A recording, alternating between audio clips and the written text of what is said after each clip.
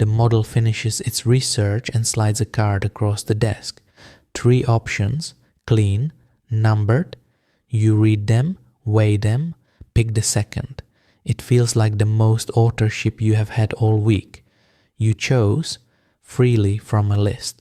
One question outlives the feeling and reframes everything after it. Who drew the menu? A decisive move may already have happened and you never watched it, not the option you picked. That part was easy. The upstream move was the makeup of the 3, which got surfaced, which got cut, how each was framed. A pick treated as final runs, only over the options in front of it.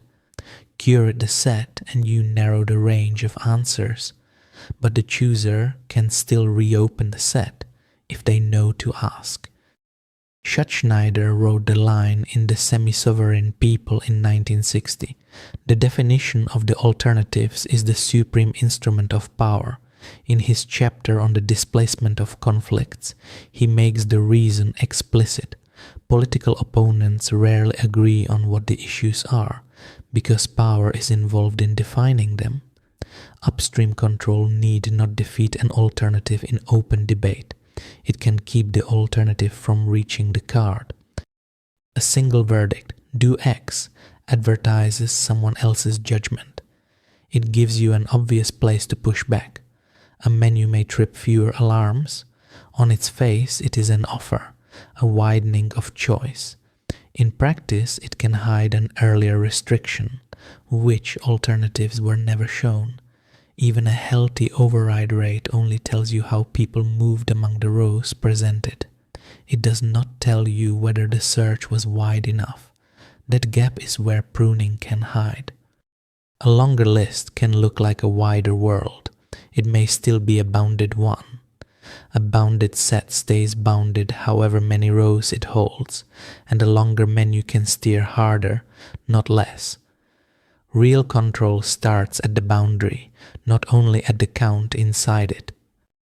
Paul Nutt reported a study of 358 decisions in medium to large organizations in the United States and Canada. Half failed. In his account, those failures could be traced in part to managers who limited the search for alternatives, alongside imposing solutions and using power to implement them. That finding does not make every shortlist suspect. It makes the search process part of the evidence. What else was considered, and why did it leave the set? A menu can bend a choice even when no one lies. First, the sourced effect. In 1982, Joel Huber, John Payne, and Christopher Puto added an option dominated by one item in the set but not by another. The addition could increase the probability of choosing the option that dominated it. Then come 2 operator diagnostics, not measured effects. Pseudo-diversity, 3 options that quietly share one underlying bet. And the mirror, the set hands back what you already wanted, agreement dressed as discovery. Think of the candidate field as stars. It is open-ended. No diagram can certify all possible moves. 3 burn bright because they made the menu. Others remain faint because they were not surfaced. Off to one side, a discard record preserves one candidate that was cut, together with the criterion used. It may be weak, it may be strong.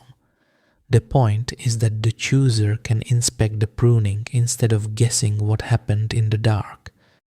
A well-searched menu and a captured one can look identical from the chooser's seat. The difference may not be visible in the final rows. It can live in the discarded alternatives, the criteria, and the constraints. Ask for that record and the upstream decision becomes inspectable.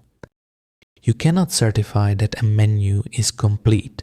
The feasible set is open-ended. But before you accept the card as complete enough to choose from, run 3 checks.